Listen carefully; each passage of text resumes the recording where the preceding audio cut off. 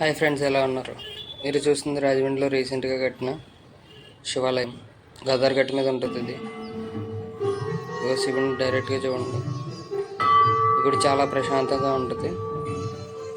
ఒకటే టెంపుల్ కాకుండా మల్టిపుల్ టెంపుల్స్తో చాలా బాగా కట్టారు. చాలా బాగుంది, చాలా ప్రశాంతంగా అనిపించింది టెంపుల్ చూసిన తర్వాత. సో మీకు వీలైతే విజిట్ చేయండి.